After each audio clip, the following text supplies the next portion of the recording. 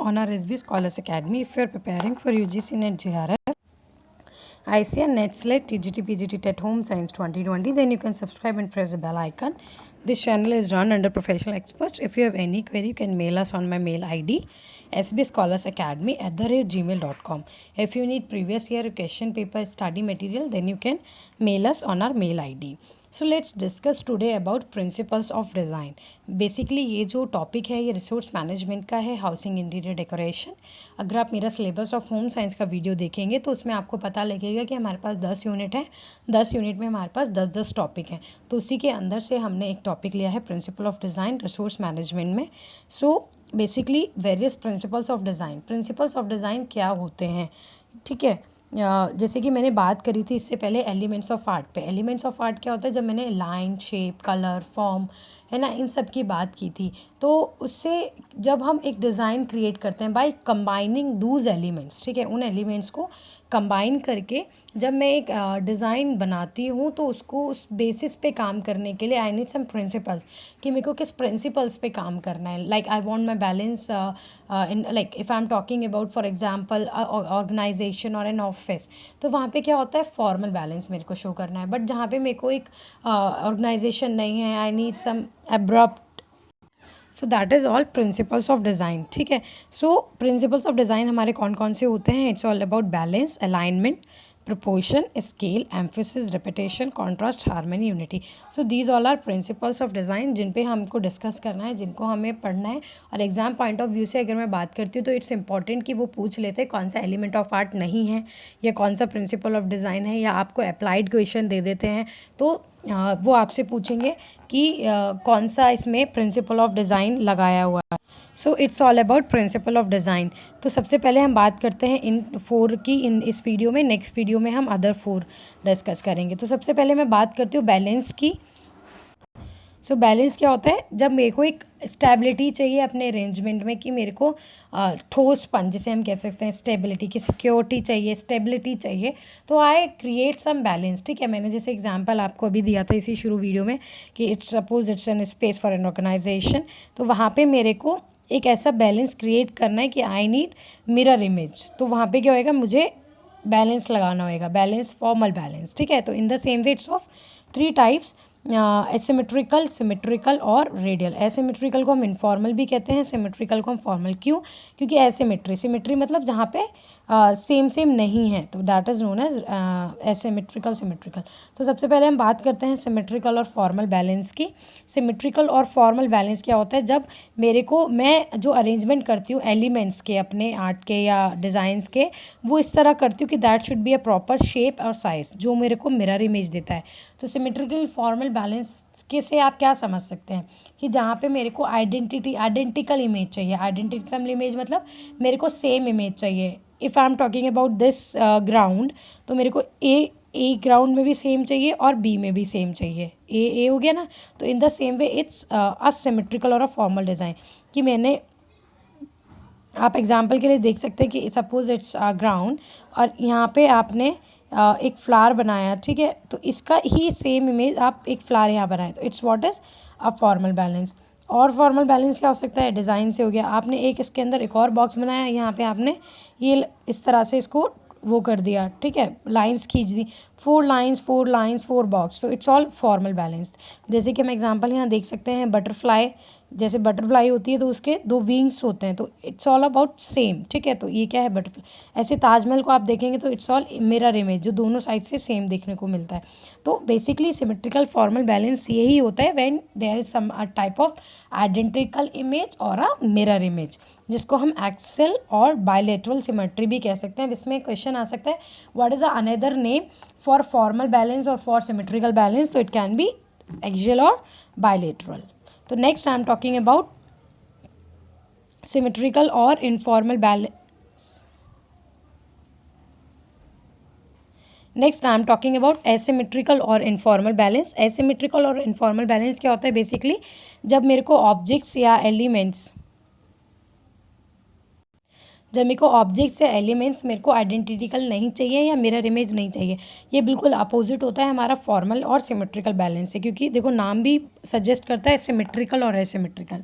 तो इसके अंदर क्या होता है, it is lack of size shape और relative position among the element. Basically जो शेप साइज़ होती है, अब जैसे मैंने बात करी थी इस ग्राउंड की, यहाँ पे मेरे को फॉर्मल बैलेंस नहीं लगाना है, यहाँ पे मेरे को इनफॉर्मल बैलेंस लगाना है। तो मैं क्या करूँगी, देखो मैंने एक ये लाइन ड्रॉ की, तो ये स्पेस यहाँ पे कम है, यहाँ पे ये स्पेस ज़्यादा है, तो वो भी ये क्या बन गया मेरा एसिमेट्रिकल इनफॉर्मल डिज़ाइन। यहाँ से यहाँ पे मैं इस तरह इसको ट्राइंगल कर देती हूँ, तो ये भी देखो एक इनफॉर्मल डिज़ाइन है। यहाँ पे मैं एक फ्लावर बना देती हूँ, वेरएज़ यहाँ पे कुछ और मैंने बो क्रिएट कर दिया, anything else.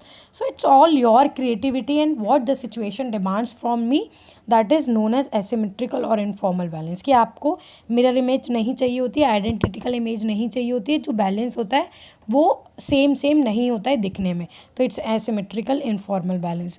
Next I am talking about the radial balance. Radial balance क्या होता है कि जब एक आपको स्पायरल एक सेंटर पॉइंट से एक आपको अरेंजमेंट दिखे, एक इफेक्ट दिखे। रेडियल मतलब रेडियल सेंटर से आपको इफेक्ट दे, जैसे झूमर होता है ना, स्पायरल इफेक्ट किसी भी पैटर्न का, तो उसको हम क्या कहते हैं, रेडियल बैलेंस। ठीक है, तो it's all type of balance, symmetrical, asymmetrical और रेडियल बैलेंस।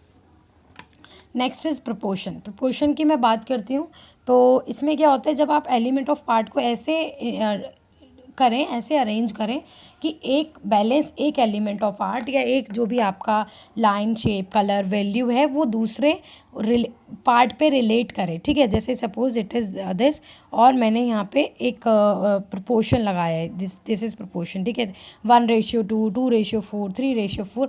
तो आपने किस प्रोपोर्शन पे काम किया है, आपने किस पार्ट, 1/3 पार्ट यूज़ करना है आपको, 3rd 4th पार्ट यूज़ करना है। तो बेसिकली प्रोपोर्शन होता है कि आपने कौन सा पार्ट ऑफ वर्क वो दूसरे पार्ट ऑफ वर्क के कैसे रिलेटेड है, and how they are made this whole composition. एक पार्ट ऑफ वर्क हो गया, फिर दूसरा पार्ट ऑफ वर्क हो गया, तो वो इस पूरी होल कंपोजिशन को कैसे क्रिएट कर रहे हैं। तो बेसिकली इसको हम कहते हैं inter relationship between, inter relationship होती है हमारे पार्ट्स ऑफ अरेंजमेंट्स की।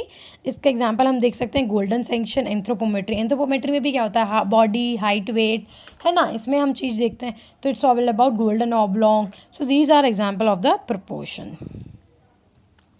Next I am talking about the scale. Scale क्या होता है, जब आप किसी उस पर उसको स्टैंडर्ड मेजरमेंट पे उसको मेज़र करते हैं, या जो उसका साइज़ है उसको कंसीडर करते हैं, उसको हम स्केल कहते हैं। जैसे हम कहते हैं ना that we have that scale inches, centimetre, metre. तो जब आप उन स्केल्स पे उसको मेज़र करते हैं, उसको हम क्या कहते हैं, साइज़ को मेज़र करते हैं। वे जैसे हाइट है, height can be measure in centimetre, can be inches. So in the same way the weight can be measure in KGs.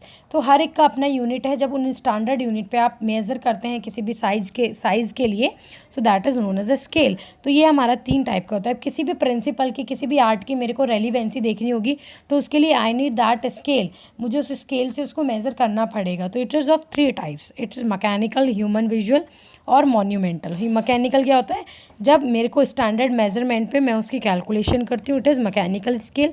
Human visual scale की मैं देख के विजुअली उसको कंपेयर करूँ कि how it looks, so it is known as human visual scale. Monumental scale की मैं बात करती हूँ, तो उसको मैं कंपेयर करती हूँ इंटीरियर और एक्सटीरियर स्पेस से। ठीक है, it is compare with interior और एक्सटीरियर स्पेस। तो स्केल कितने टाइप का हो गया, 3 टाइप्स का, मैकेनिकल, ह्यूमन और मॉन्यूमेंटल। मैकेनिकल नेम जैसे सजेस्ट करते हैं कि स्टैंडर्ड मेजरमेंट पे, ह्यूमन और विजुअल की देखने से मेरे को करना है, मॉन्यूमेंटल एक्सटीरियर और इंटीरियर स्पेस पे। सो it's all about scale.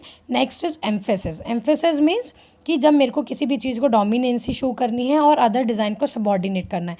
Suppose it's a ground, और मैंने यहाँ पे एक लाइन क्रिएट कर दी और यहाँ पे कुछ लिख दिया, तो ये जो मेरी लाइन है ये सब क्या कर रही है, डोमिनेंस कर रही है, और जो ये मेरा नीचे वाला पार्ट है उसको क्या कर रही है, डिज़ाइन के नीचे बिलो जो पार्ट है उसको सबॉर्डिनेट कर रही है। In the same way we can take the another example.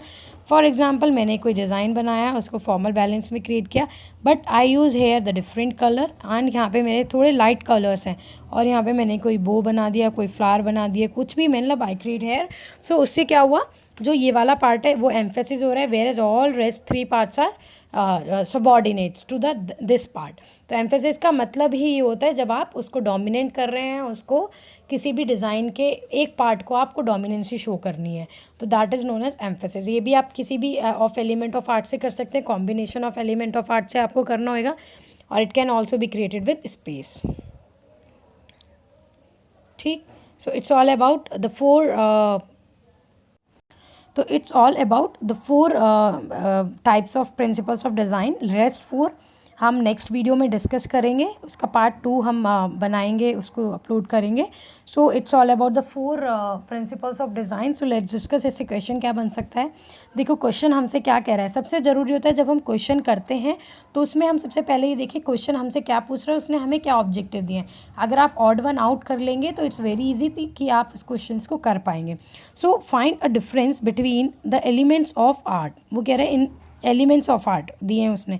सो इसमें आपको क्वेश्चन में पोज कर रहा है कि कौन सा डिफरेंस है. ठीक है, अब देखो ये हमारा कोई सा भी एलिमेंट ऑफ आर्ट नहीं है. ठीक है, हम बात करें बट हम इस क्वेश्चन को अगर मोल्ड कर रहे हैं क्या कि इसमें से आपको फाइंड अ डिफरेंस कि कौन सा एलिमेंट ऑफ आर्ट के साथ काम कर सकता है या कौन सा. बेसिकली मैं इसमें क्वेश्चन लगाऊं कि suppose I use the line word. ठीक है, एलिमेंट ऑफ आर्ट मैंने यहाँ पे लाइन लगाया और उसमें आपको शो करना है कि लाइन के साथ आपको मूवमेंट शो करना है कि find a difference between the element of art line that shows a movement. ठीक है, यहाँ पे क्वेश्चन मैंने थोड़ा सा चेंज कर दिया, मोल्ड कर दिया कि the elements of art line that shows right what movement.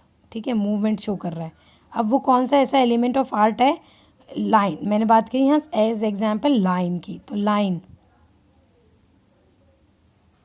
तो that can be a repetition क्योंकि एम्फेसिस मैंने बोला मूवमेंट शो कर रहा है, रिपीटेशन शो कर रहा है. ठीक है, तो it can be a repetition. Next question है the harmony of all the visual elements in a composition. ठीक है, जितने भी विजुअल एलिमेंट्स हैं उसके अंदर हार्मनी क्रिएट करनी है हमें. So harmony of all the visual elements in a composition वो क्या हो सकता है. कॉन्ट्रास्ट होएगा. हार्मनी देखो मेरी जो नेक्स्ट वीडियो उसमें आपको देखने को मिलेगा what is harmony of all the visual elements in a composition. तो it can be contrast. Contrast क्या होता है जब आपको अपोजिट इफेक्ट क्रिएट करना होता है. राइट. रिपीटिशन क्या होता है जब आपको मूवमेंट शो करना है, रिदम शो करनी है. बैलेंस क्या होता है जब आपको दो इफेक्ट शो करने हैं. तो हार्मनी विजुअल एलिमेंट्स में हमें किस में देखने को मिलेगी. यूनिटी में, क्योंकि विजुअल एलिमेंट्स के जब अंदर हम देख रहे हैं कि कैसे one part of another part combine हम कर रहे हैं. तो that shows the example unity and the repetition. So in this way जो आपको क्वेश्चंस हैं इस पार्ट ऑफ वीडियो से वो किस तरह से आ सकता है कि आपसे प्रिंसिपल ऑफ डिज़ाइन पूछ लेगा कौन कौन से होते हैं, ये कौन सा नहीं है. जैसे मैंने क्वेश्चन दिया find the difference between the elements of art of a line that shows a movement. तो इस तरह से आपसे प्रिंसिपल्स ऑफ डिज़ाइन से क्वेश्चन पूछ सकता है. So basically these are the key words जिससे आपको आइडिया लग जाए कि what is formal, what is informal, types of balance, proportion क्या होता है, स्केल क्या होता है ना, एम्फेसिस क्या होता है, कैसे हम dominancy. Basically what is the meaning of emphasis. That can be a dominancy. So in this way they can ask A questions in NTA. So keep watching my video. Be update by pressing the bell icon and subscribe my channel. Thanks for watching my video. If you have any query, so please comment on my video or you can directly mail us on our mail ID sbscholarsacademy@gmail.com. Thanks for watching my video.